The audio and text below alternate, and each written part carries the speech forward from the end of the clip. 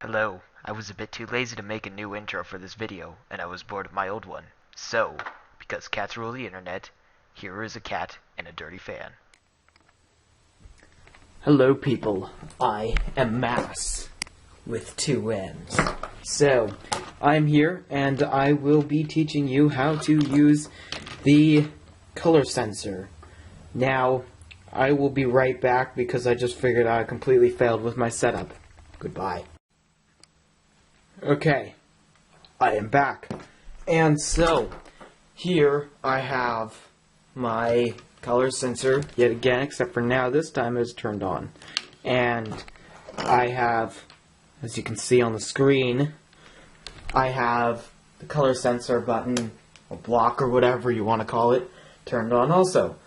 And so, now, if you look down here, it shows that it is black. And this is what the color sensor is seeing, because it isn't seeing anything, so all it's picking up is black.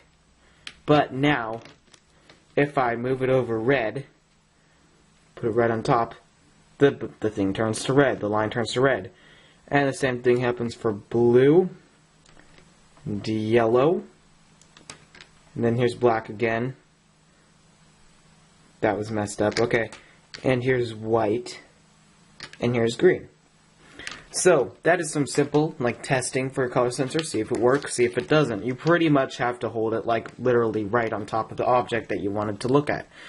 That is pretty much the closest the furthest away that you can get, which is about this far away. So, there's no space. And so, that is the color sensor version 1. And if you look down here on the screen, you can see it can only sense black, blue, green, yellow, red, and white. And you can make it just so that it looks for any one of these colors, or any two, or any three, except they all have to be right next to each other. Or you can just turn it so that it looks for everything but these colors. Everything but these colors. So whatever is inside the orange, it will look for. So I'm going to change it back. And I have mine plugged into port 3 right now. And that is standard. It will always basically be plugged into port 3 unless you want to change it, or you have a multiplexer or something like that. You know, that kind of stuff. Okay, so now if we look over here, you can either have it the color sensor or the light sensor. And now the light sensor will just, in this case, it will shine red. If you click that button, if you click this one, it will shine green. If you click this one, it will shine blue. And blue is pretty powerful. No, so is red, so yeah. And so that can just be used as a flashlight or something, but it can also detect intensity and color, down here and stuff. Not intensity and color, but intensity and light.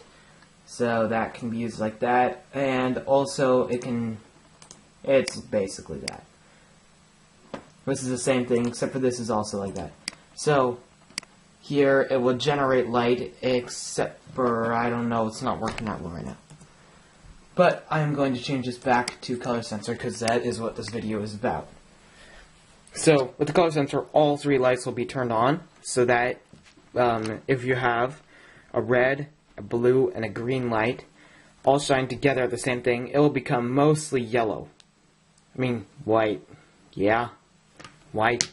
But if you don't have one of them, or if, I don't know. So, then one of these dots right here, I think this one, most likely, will be receiving how off the white is, and that will tell it what color it is. And so, here is some simple programming that I have over here, except for I'm not really sure how well it's going to work, because I just made it. So, I will download this to my Mindstorms. And wait a second. And, okay, there we go. So now, once I use this, every time I hold it over a color, I should be able to wait just a couple seconds, or a second or something, and it'll tell you what color it is. So, I'll set this down right there, and start to run it.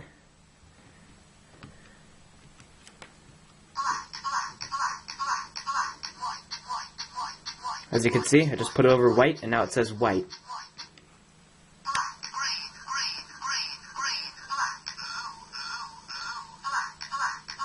That was messed up because the black is a little bit mixed with the green a little bit, and it's also sensing my thing right there. So the black is sometimes not super reliable, but then you can move it over the red, and it will show red, tell red, and then it'll tell you blue, and it'll tell you yellow. Except for I was too close, so it started saying red.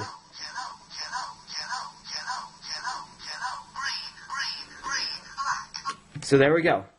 That is what the color sensor can do, and it can also, well, it's literally a color sensor. It senses colors, so you can tell it what to do after you sense the colors. And here is my programming for it. I have it set so that over here never mind, I'm going to change this so that it is on flat view. So I have it set so that if it does see black right here, if it does, and then there's a check mark right there to say that it does.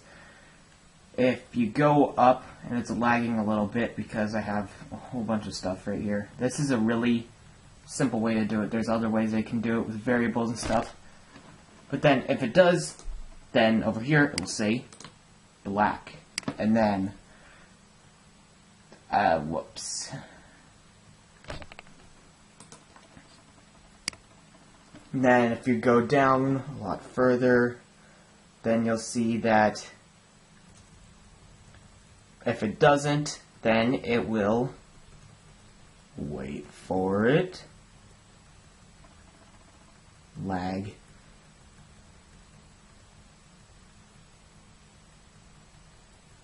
One second. Okay. No! Yeah.